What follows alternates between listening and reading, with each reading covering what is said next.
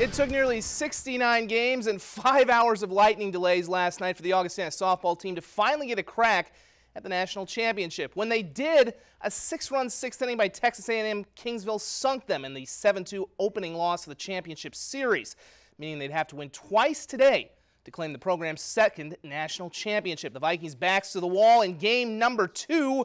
They get off to a good start, though, when Maggie Dennett goes the other way for a 2-run shot, and the Vikings lead 2-0. But just like last night, the Vikings couldn't hold the lead. Kingsville would score 3 to go up by 1. Unlike last night, the Vikings took advantage of runners in scoring position. Karen McDougal with an RBI single in the 4th. That ties things up at 3 apiece, and the Vikings would go ahead 1 inning later thanks to Maggie Catterlick. This is the first of 2 home runs for her.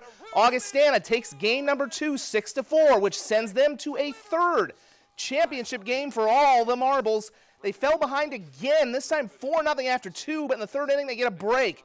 Ashley Mitchell's grounder goes through the 5-hole of the second baseman, 2 score on the air.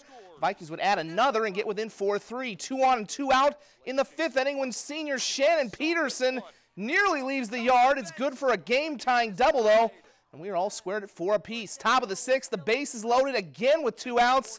And again, another clutch hit. Kendall Cornick smokes one into right. 2-run score. The Vikings lead 6-4 into the 7th inning. Same score and 2 outs. Kingsville has the tying runs on board and the winning run at the plate. They had a 6-run inning last night. They have nothing today. The final out secures it. Augustana, the 2019 Division II national champs. They win the 3rd game 6-4.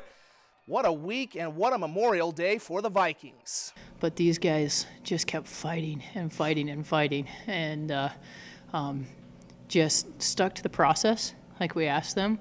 And we always tell them, if you play the game the right way, if you're respectful, if you respect your opponents, if you respect the officials, if you respect the game will pay you back. Well, we all just took a deep breath and said, okay, we've been here before. We've come from behind losses before and won. So just stick to our game plan and really just be confident in everything that we do because we are good ball players. Ending it on a win is just the greatest feeling ever, and I love sharing it with my best friends next to me. And I told the other media earlier that when I'm 80, we're all gonna be together. We're gonna play some cards and we're gonna reminisce about this moment.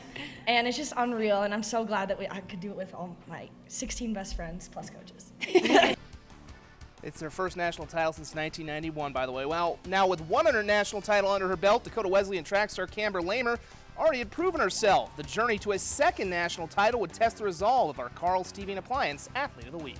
Celebrating athletic achievement is something Camber Lamer grew used to in her family. Oh yeah, we know how to celebrate stuff that really are important to everyone in our family. One of 5 siblings, Camber was born into a rich wrestling tradition led by her grandfather, father, uncle, and younger brother, Caden, the 4th prep wrestler in South Dakota history to win 5 state championships. Camber used to wrestle in AAU, and I think she won state a couple times in AAU when she was younger too, so she's tough. I made him strong. Eventually, Lamer's passion switched to the track. A talented long jumper at Tri-Valley, coaches at Dakota Wesleyan saw her as a multi-event athlete. I was messing around at practice one day. I didn't know my coach was watching me, but I was going over hurdles at practice, just messing around, and he's like, I see potential in you. With her family watching, Camber fulfilled those expectations at the NAIA National Indoor Meet in Brookings in February by winning the National Pentathlon Championship. As the outdoor season moved along, she was the favorite to capture the heptathlon title and was preparing for nationals prior to being called in for a meeting. And I was told that I couldn't compete from something I had no control over. Her coach had failed to fill out a registration for the national meet because the email had gone to a spam folder. I don't even know how to put it in words, but it definitely broke my heart at the moment. It was just not real. I thought it was a bad dream. 48 hours before the national meet was scheduled to begin, a 3rd and final appeal was granted by the NAIA, allowing Camber to compete. The mental and physical toll of the 2-day competition in humid Alabama would make her sick. I was puking in between every event. I had to really just tell myself, I'm not sick. I can do this. You put all your hard work into this. As she'd always done, Camber pushed through, claiming her 2nd national title with total points of 5,065 from Dakota Wesleyan University, Camber Lamer. And a well-earned rest to celebrate. I succeeded in, a lot of things that a lot of people probably won't be able to do, is get over the whole week that happened before and come back and win a national title with some of the best in the nation. State B quarterfinals beginning today at Ronkin Field. A lot of weather delays in this one. First up was Lennox against Bonham, Scotland. Lennox gets the only run of the game in the second inning. J.D. Kirshner's ground ball. It's thrown away. That allows Brock Anderson to score, and the Orioles led 1-0. It was a pitching duel the rest of the way. Cavaliers' Christian Eaker had a great game, getting a strikeout with 2 on to get them out of trouble. But Lennox had Brock Anderson. That's pretty much all you need most of the time. He'll get the final strikeout of the game to complete the complete game shutout as Lennox takes it 1-0, advancing to tomorrow's semifinals.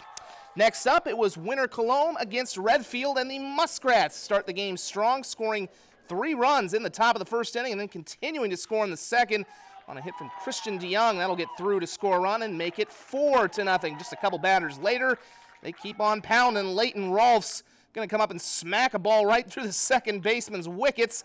That'll bring home another run. It was all Redfield. They go on to win 14-2, also winning Madison and Dakota Valley. We'll have those highlights on the website, KDLT.com.